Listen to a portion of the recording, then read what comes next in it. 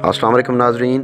Doctor इसरार अहमद मरहूम व मग़फ़ूर फरमाते हैं कि यहूद का 5 नुकाती एजेंडा क्या है। सबसे पहले नंबर पर है आर्मगेडन, यानी एक आलमगीर जंग। दूसरे नंबर पर है उस जंग के नतीजे में ग्रेटर इसराइल का क़याम। तीसरे नंबर पर है क़िबतुस सुहरा को गिराना। नंबर 4 है मस्जिद यक्सा को गिराकर इस पर थर्ड टेम्पल यानी हज़रत सुलेमान अलैहिस्सलाम की इबादतगाह तमीर करना, जो 1000 साल कबल मसीह में तमीर हुई थी। फिर बख्त नसर ने इसको तबाह कर दिया, दोबारा तमीर हुई और उसके बाद फिर सन 70 ईस्वी में रोमियों ने इसे तबाह कर डाला और अभी तक ये वैसी की वैसी पड़ी हुई है। यानी उनका खाना काबा सन 70 ईस्वी से लेकर अभी तक गिरा हुआ है। सिर्फ एक दीवार है जिसे आप दीवार गिरिया के नाम से जानते हैं, वहाँ पर वो थर्ड टेम्पल बनाना चाहते हैं। नंबर 5, वो अपने थर्ड टेम्पल में हज़रत दाऊद अलैहिस्सलाम का तख्त लाकर रखना चाहते हैं। ये यहूद के 5 बड़े मंसूबे हैं। ये तख्त इस वक्त कहाँ पर है?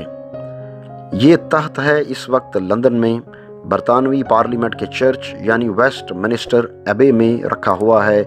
एक पत्थर था जिस पर बैठाकर हज़रत दाऊद अलैहिस्सलाम और हज़रत सुलेमान अलैहिस्सलाम की ताजपोशी हुई। फिर जब हज़रत सुलेमान अलैहिस्सलाम ने हैकल बनाया तो वो पत्थर भी उसी हैकल में रख दिया गया। जब भी किसी यहूदी बादशाह की ताजपोशी होती वो उसी पत्थर पर बैठाकर होती थी। जब सन 70 ईस्वी में रोमी बादशाह टाइटस ने टेम्पल गिराया, वो पत्थर भी साथ ले गया। वहाँ से फिर ये पत्थर रोम गया, वहाँ से आयरलैंड गया, वहाँ से स्कॉटलैंड गया और स्कॉटलैंड से इंग्लैंड आया और अब वो रखा हुआ है उस चर्च में। 14वीं सदी से लेकर आज तक वेस्ट मिनिस्टर एबे में रखा हुआ है। इसे एक कुर्सी की सीट में फिट कर दिया गया है और तख्त की शक्ल दे दी गई है। अब बरतानिया में कोई भी बादशाह या मलका हो, उसकी ताजपोशी इस पत्थर पर होती है। वो पत्थर अब लाकर थर्ड टेम्पल में रखा जाएगा।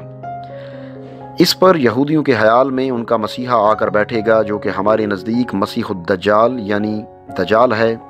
ईसाइयों के ख्याल में हज़रत ईसा अलैहिस्सलाम आएंगे और हमारे ख्याल के मुताबिक भी हज़रत ईसा अलैहिस्सलाम आएंगे।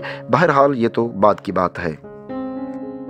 डॉक्टर साहब फरमाते हैं कि इस वक्त अर्ज़ करने का मकसद ये है कि अरबों पर बहुत बड़ा अज़ाब आने वाला है और पाकिस्तान का मामला क्या है ये मैं यकीन से नहीं कह सकता।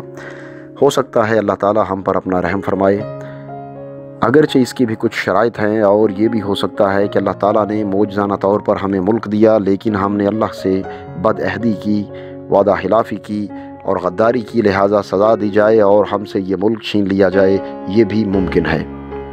उन्होंने कहा कि इस वक्त यानी सन 2001 के अराउंड अबाउट की बात है, ये जो पाकिस्तान का घेराव हो रहा है, मगरिब में अमेरिका और नेटो फोर्सेस और मशरिक़ में भारत गिद्धों की तरह पाकिस्तान के गिरने का इंतज़ार कर रहे हैं कि मशरिक़ व मगरिब से हमें सैंडविच बनाकर हमारे एटमी दांत तोड़ दिए जाएं और फिर हमें भारत के सामने डाल दिया जाए कि वो जैसे चाहे हमारे साथ करे।